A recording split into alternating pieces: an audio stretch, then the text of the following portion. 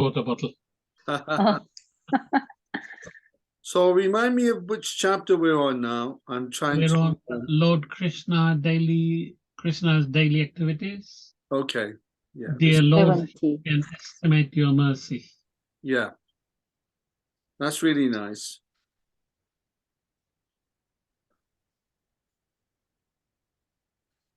Yes, yes. Lord Krishna, what he would do in the morning, meditating on himself, and then going to the sabha, and then in the sabha, that very nice darshan. There's a special name for it. That place where they would meet, the hall. There was no the 6 whips of material existence: hunger, thirst, tiredness, fear, etc. Didn't exist there, and that is really nice. I'm just trying to recap from memory. Then Krishna would give cows in charity and do various duties. So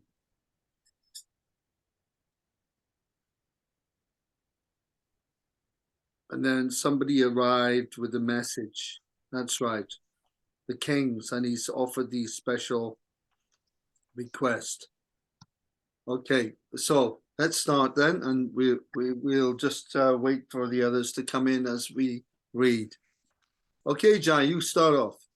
Krishna, Krishna, Krishna, Krishna, Krishna, Krishna, Krishna, hey. Archana. Krishna, Krishna, Krishna, Krishna, Krishna, Krishna, Krishna, hey. Krishna, Krishna, Krishna, Krishna, Krishna, Krishna, Rakshamam. Krishna, Krishna, Krishna, Krishna, Krishna, Krishna, Pahimam. Ram Raghav, Ram Raghav, Ram Raghav, Rakshamam. Krishna Keshav, Krishna Keshav, Krishna Keshav, Pahimam. Right.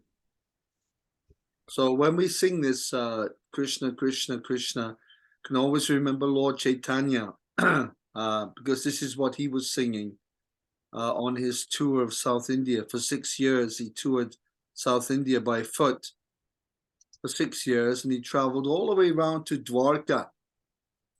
So he went down south, past Visakhapatnam, down the coast of Andhra Pradesh, down through Tamil Nadu, round through to where's that place called, Kerala, Trivandrum, and then up and right up then to Udupi, where Krishna is facing the backside of the temple there. He turned around for his puja. Have you been there? Yes, I've been to Udupi 2 or 3 times. Yeah. Beautiful place. Yes, I read the stories. Quite. Yeah, they're fabulous. To visit there is something special. So, because I've been there, first was 87, then I've been there again a few times to Udupi. Oh, it's very, very nice in Karnataka. Yeah. On the There's coast. a friend of mine always, a client as well. He comes from that part of the world. Yeah, it's nice. It's lungi. I call it lungi country. You go to South India, everyone wears lungi. That's right, yeah. And North India, they'll wear East India, and West India is dhoti land. And then North India is trousers, shirt and pants land. They're wearing shirt and trousers. So, okay, so let's read on, Jai. Dear Lord, you can estimate your mercy and your powerful activities. You are present always in the insurmountable force of eternal time, baffling the indefatigable desires of the materialistic, who are thus repeatedly confused and frustrated. We therefore offer respectful obeisances unto you in your form of eternal time. Dear Lord, you are the proprietor of all the worlds, and you have incarnated yourself with your plenary expansion Lord Balram, it is said that your appearance in the incarnation for the purpose of protecting the faithful and destroying the miscreants, under the circumstances, how is it possible that miscreants like Tarasan can put us into such deplorable conditions of life against your authority? We are puzzled at the situation and cannot understand how it is possible. It may be that Jarasan has been deputed to give us such trouble because of our past misdeeds, but we have heard from revealed scriptures that anyone who surrenders onto your lotus feet is immediately immune to the reaction of sinful life. We therefore offer ourselves wholeheartedly onto your shelter, and we hope that your Lordship will now give us full protection. We have now come in the real conclusion of our lives. Our kingly positions were nothing but the reward of our past pious activities, just as our suffering imprisonment by Jarasan is a result of our past impious activities. We realize now that the reactions of both pious and impious activities are temporary, and that we can never be happy in this conditional life. The material body is awarded to us by the modes of material nature, and on account of this, we are full of anxieties. The material condition of life simply involves bearing the burden of this dead body. As a result of fruitive activities, we have thus been subjected to being beasts of burden of for these bodies, and being forced by conditioned life, we have given up the pleasing life of Krishna consciousness. Now we realize that we are the most foolish persons. We have been entangled in the network of material reactions due to our ignorance. We have therefore come to the shelter of your lotus feet, which can immediately eradicate all the results of fruitive action and thus free us from the contamination of the material pains and pleasures. Very nice. It's a lovely paragraph and fabulous prayer, incredible prayer. So, we can understand here that these kings who are praying to Lord Krishna for deliverance, and Lord Krishna is very kindly giving them all assistance on their, well, we can understand here that, is it the messenger speaking or the kings? I'm not sure at this point, but either the messenger or the king, but the kings have put this message together, and we can see, how enlightened these people are. They're so enlightened that they're able to understand their factual position, and that they're saying here that I'm forced to bear the burden of this dead body. Now, who would what person would say that here I am in this world, I'm bearing the burden of this dead body here? We don't call it a dead body. We pamper it. We look after it. We love it. We are very attached to this body. But it's simply a dead bag of chemicals, a dead bag of misery, a dead bag of pain and suffering, muscular thrombosis, there's what's the spinal bifida, where you have spinal problems. There's so many nasty cancers and physical anomalies that people have to bear and suffer, yet we are very attached to the suffering, to the body. So these kings are very advanced in their spiritual consciousness, very advanced as a norm, and that's very nice. This is typical of Dwapara Yuga. Carry on there, Archana. Let's hear a bit more. Thank you, Hare Krishna. Dear Lord, because we are now surrendered soul at your lotus feet, you can give us relief from the interment of fruitive action made possibly by Jarasandha. Dear Lord, it is known to you that Jarasandha possesses the power of 10,000 elephants, and with this power he has imprisoned us, just as a lion hypnotized a flock of sheep. Dear Lord, you have already fought with Jarasandha 18 times consecutively, out of which you have defeated him 17 times by surpassing his extraordinarily powerful position. But in your 18th fight of exhibited your human behavior, and thus it appeared that you were defeated. Dear Lord, we know very well that Jarasandha cannot defeat you at any time, for your power, strength, resources, and authority are all unlimited. No one can equal you or surpass you.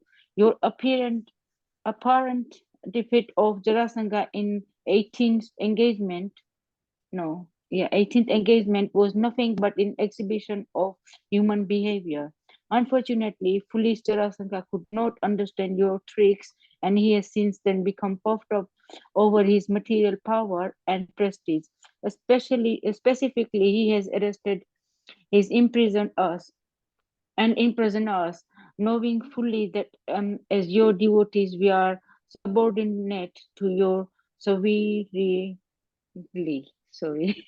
Sovereignty, sovereignty, Sovereignty. sovereignty, Archana. Sovereignty means your kingship or your royal shelter. Sovereignty. These Thank are you. old Victorian words, yeah, that are not used very much today. So this is, yeah, here we are. Then the ambassador of the king has arrived. Very, very erudite person. He's relating the prayers and the request of these kings who've been very nastily. They've been imprisoned by Jarasandha, who himself is extremely powerful. And of course, Jarasandha, we all remember how Jarasandha was defeated many times by Krishna, many times defeated, 17 times. The 18th time, of course, what happens the 18th time? Krishna is attacked, Mathura is attacked from the south by a Yavana king called, who remembers his name? Who remembers the name of the king who attacked from the south? Begins with a K. He was a Yavana king. Okay, the name was Kala Yavana. Okay, Kala Yavana. And Kala Yavana, he was seeing Krishna. Krishna saw him, you see. He's thinking, well, here's Jarasandha coming from Bihar, from Magadha. He's coming from Magadha, which is Bihar today, Magadha. He was called Magadha Raj. And here's this other king coming from the southwest, a Yavana king.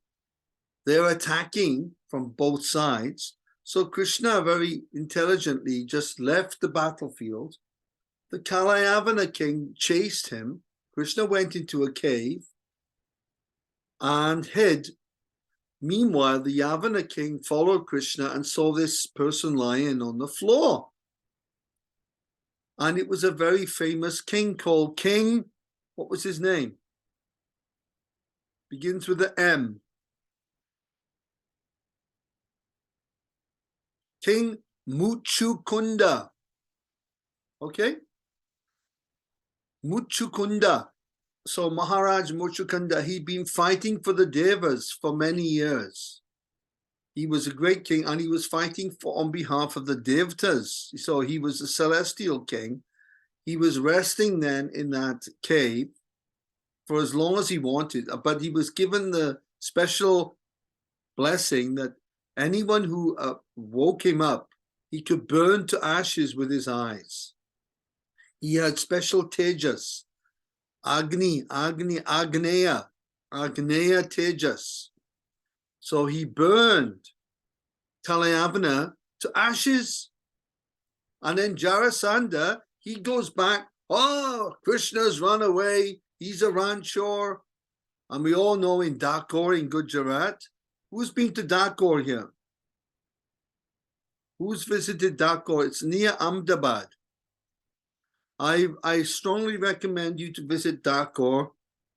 It's very similar. The town is the gullies and the little roads. They're very similar to Vrindavan.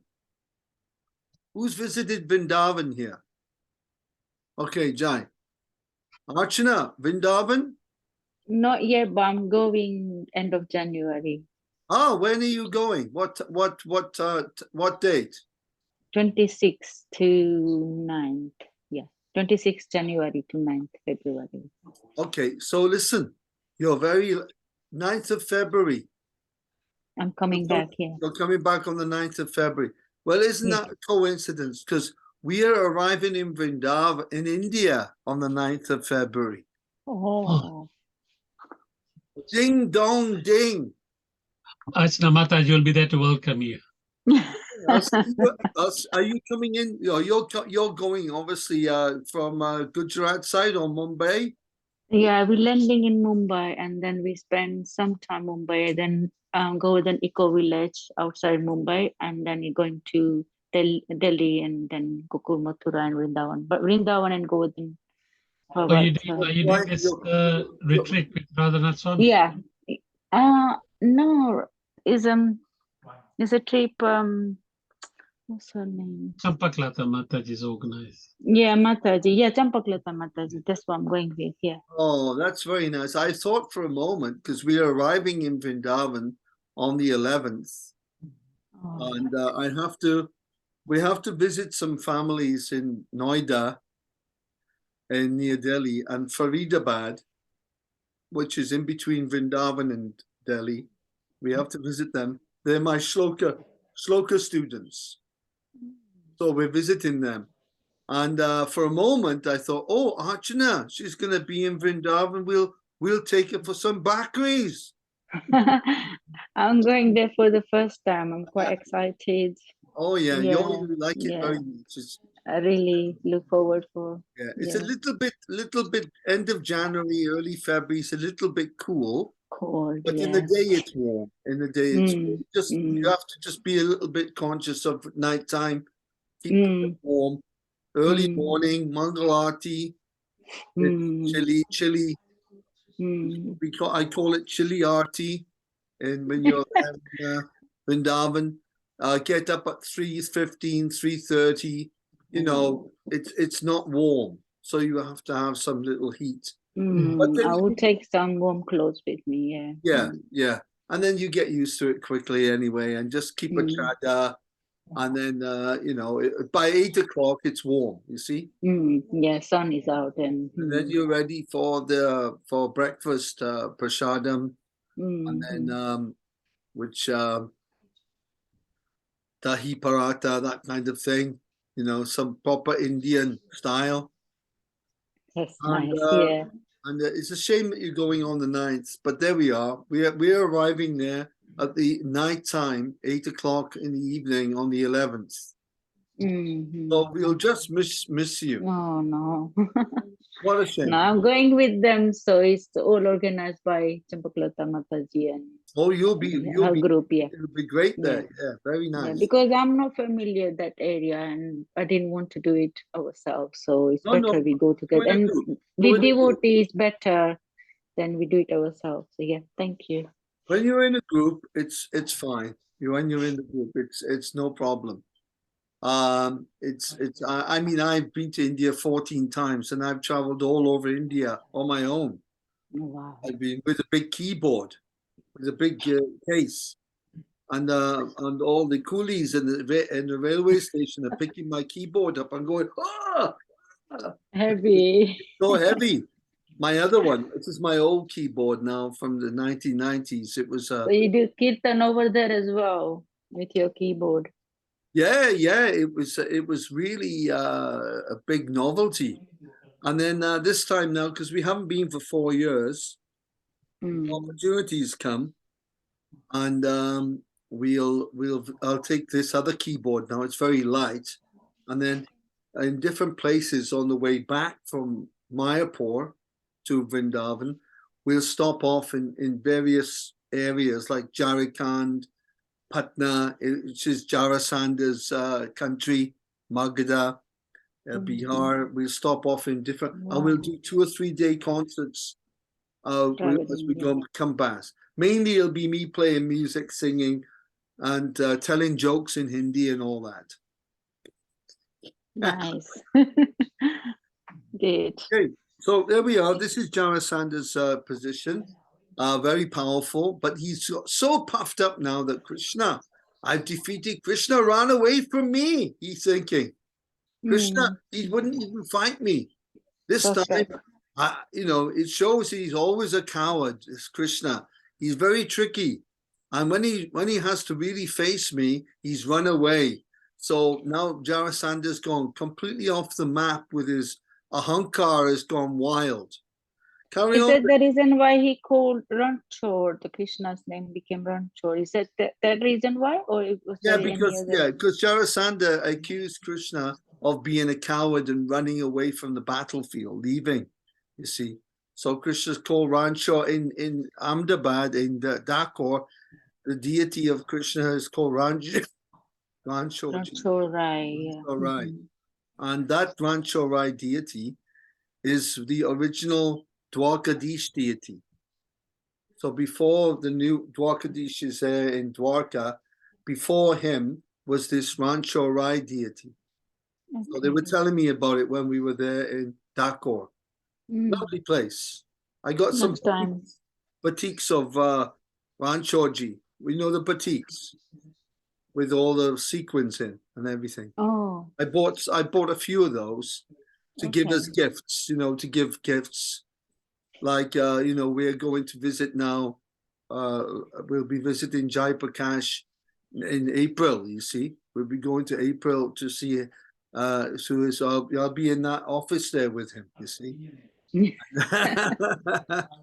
And when we visit for the concert on the April 14th, there'll be a big concert there and everything. So before we do that, I'll bring the devotee who's singing, the artist, Havidas. I'll bring him to Jai's home first, and then we'll have a little time, relaxing time. You can have prasadam here. We'll have some prasadam there, and we have to give some kind of a gift then for Jai's office, you see, of Kuverji, maybe a deity of Kuvera, the accountant of the demigods. Something we'll bring. This is the idea. We should bring gifts. Not that people give me the gifts. We have to give the gifts. You see, the first business of the Brahmin is pratigraha. Pratigraha is that as dhanam, dhanam means I give, and then I can accept. See, when we used to go to people's homes, we would give prasadam. We were not taking anything. We give them prasadam at the house or their business. Rasgulas, burfi, sandesh, nice, really nice mahaprasadam. And then we give some gifts, some tapes, some music tapes, some bhajans, something for the kids. So we'd have a bag. We'd be coming in like Father Christmas, see? Oh, oh, oh, oh, Hare Krishna, Hare Krishna.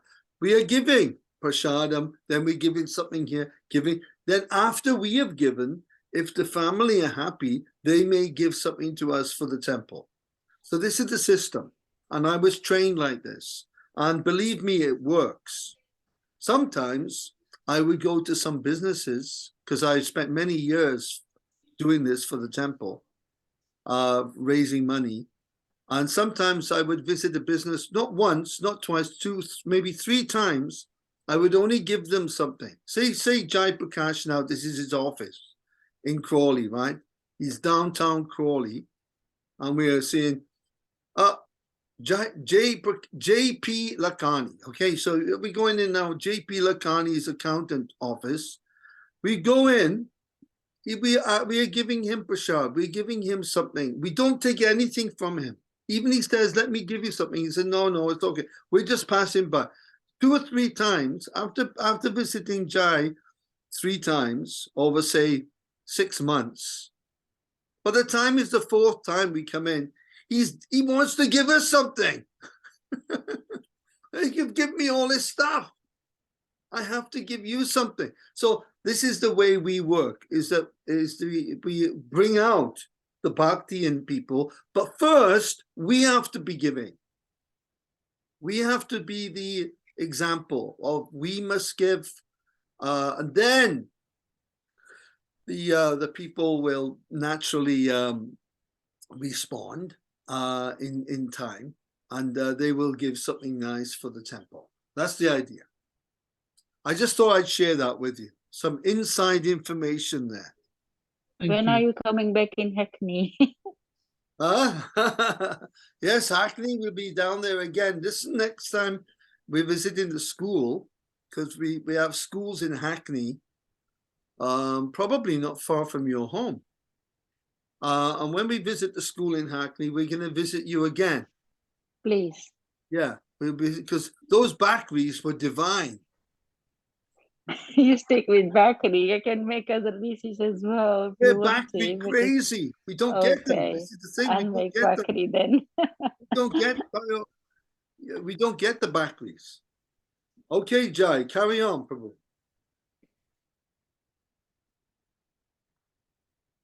The messenger concluded, "Now I have explained the awful position of the kings, and your lordship can consider and do whatever you like. As the messenger and representative of all those imprisoned kings, I have submitted my words before your lordship and presented their prayers to you. All the kings are very anxious to see you, so that they can all personally surrender at your lotus feet. My dear Lord, be merciful upon them and act for their good fortune." At the very moment the messenger of the imprisoned kings was presenting their appeal before the Lord, the great sage Narada arrived. Because he was a great saint, his hair was dazzling like gold. When he entered the assembly house, it appeared that the sun god was personally present in the midst of the assembly. Lord Krishna is the worshipable master of even Lord Brahma and Lord Shiva. Yet, as soon as he saw that the sage Narada had arrived, he immediately stood up with his ministers and secretaries to receive the great sage and offer his respectful obeisances by bowing his head. The great sage Narada took a comfortable seat, and Lord Krishna worshipped him with all the paraphernalia as required for the regular reception of a saintly person. While trying to satisfy Naraji, Lord Krishna spoke the following words in his sweet and natural voice. Okay, Archana, you carry on with Lord Krishna's sweet and natural voice. My dear great sage among the demigods, I think that now everything is well within the 3 worlds. You are perfectly eligible to travel everywhere in space, in the upper, middle, and lower planetary system of this universe. Fortunately, when we meet you, we can very easily take information from your holiness of all the news of the 3 worlds. For within this cosmic manifestation of Supreme Lord, there is nothing concealed from your knowledge. You know everything, and so I wish to question you. Are the Pandavas doing well, and what is the present plan of King Yudhishthir? Will you kindly let me know that what they want to do at present? That's really nice, and it's a nice description of Narada, because Narada is got very beautiful glowing hair. Sometimes they say golden, sometimes they say it's copper color. But Narada doesn't have the black hair of the South Asian black hair, which is a very symptomatic of people from that part of the world. Narada has beautiful bright colored hair, and he's fair complexion. So that's an interesting feature of Narada, because he's not from this planet. We have to remember that Narada isn't a Hindustani. He's not Mr. India. He is from the Siddhaloka. Now, previously, Narada was the son of a Shudrani in his previous life, and he got the seva of the different Vaishnava, Bhaktivedanta Vaishnavas during Chaturmasya, staying at the home of his mother. And prior to that, Narada was a Gandharva, living on Gandharva Loka prior to that birth. Now, who knows the name of Narada when he was a Gandharva, singing film songs in heaven? He was singing romantic film songs in heaven. Can you imagine it? Narada. Who knows his name? It begins with a U. U. Okay, are you ready to hear the name? His name was Upabharana. Upabharana is the name of Narada when he was living in Swag, Gandharvalok.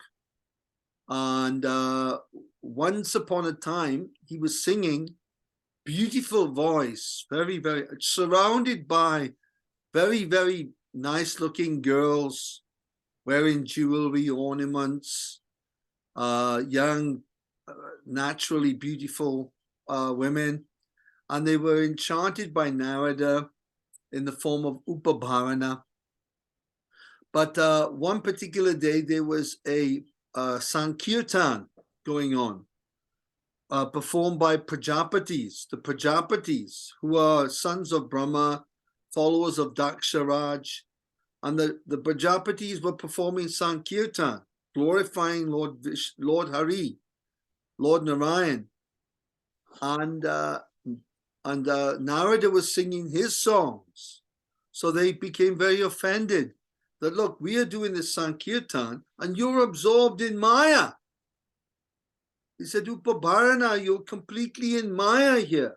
You know, all right, maybe you're in Maya sometimes, but not in this occasion.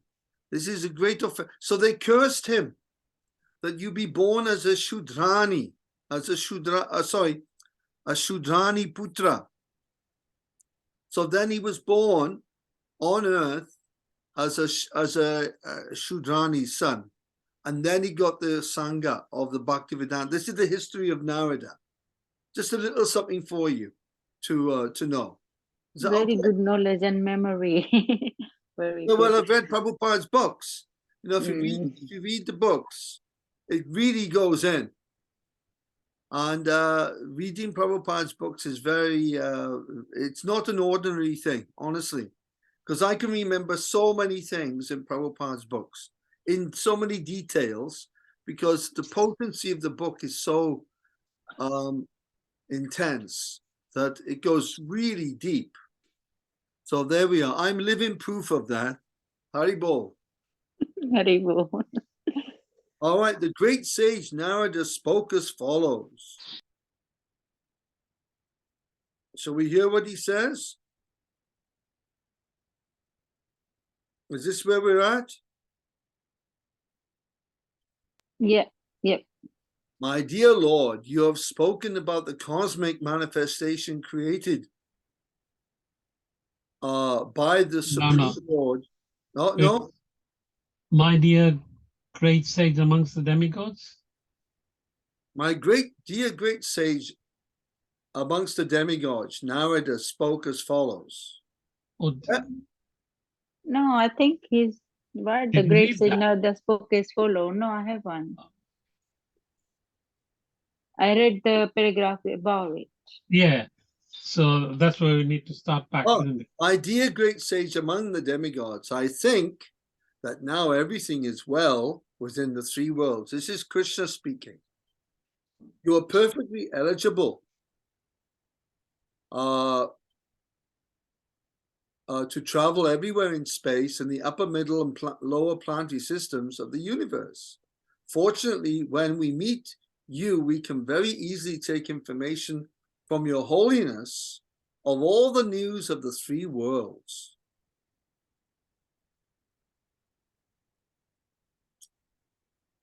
Wow. For within this cosmic manifestation of the Supreme Lord, there is nothing concealed from your knowledge. Now, what do we call someone who has all the knowledge? He has nothing is concealed from him. It begins with T.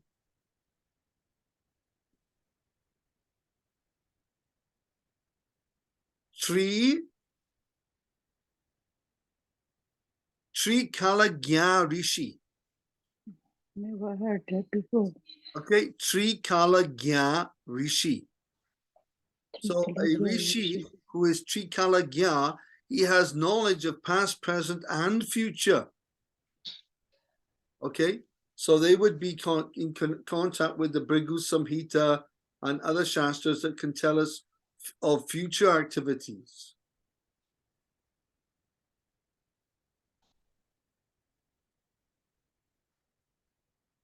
Yes.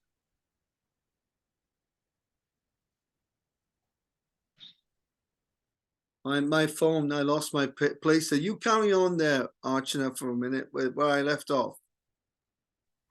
Okay, we read that, but I'll read it again.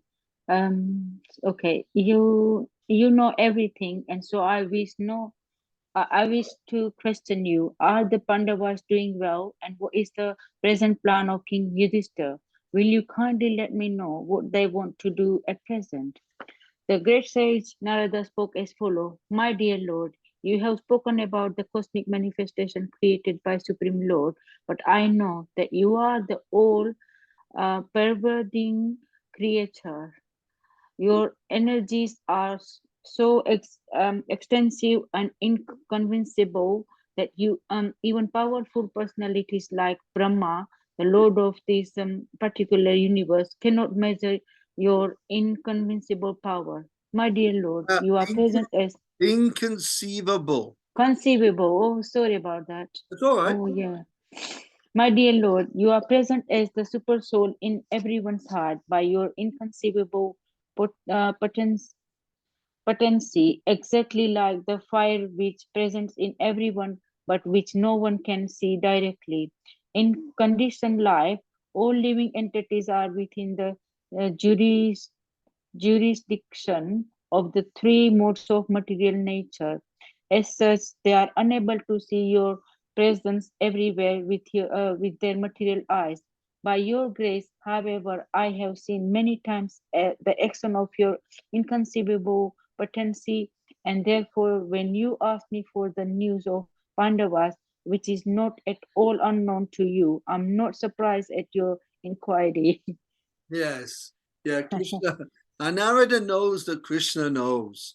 And Krishna knows that Narada knows. Narada knows. And Krishna knows that Narada knows that Krishna knows that Narada knows that Krishna knows. But they're both asking each other.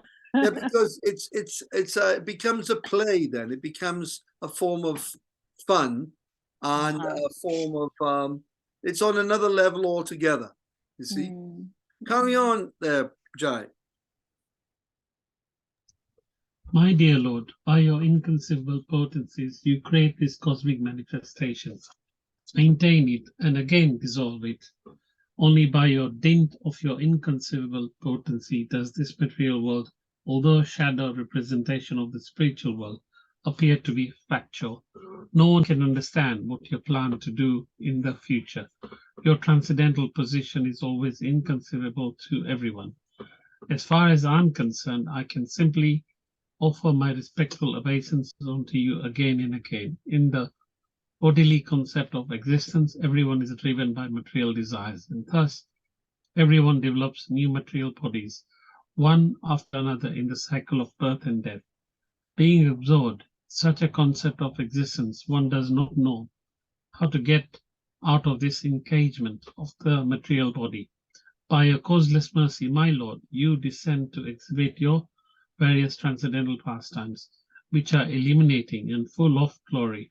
Therefore, I have no alternative but to offer my respectful obeisances unto you. Very nice, very nice. This very nice conversation with Narada and the Lord here. Narada is continuing, my dear Lord, you are the supreme Parabrahman, and your pastimes as an ordinary human being are another tactical resource, exactly like a play on the stage in which the actor plays parts different from his own identity.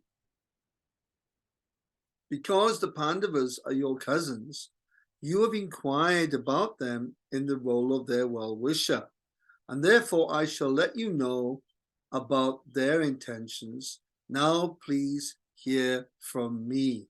So we leave a little bit left for this chapter because there's only 3 of us here for the others, so that we don't completely finish it. So we'll cap it off next week.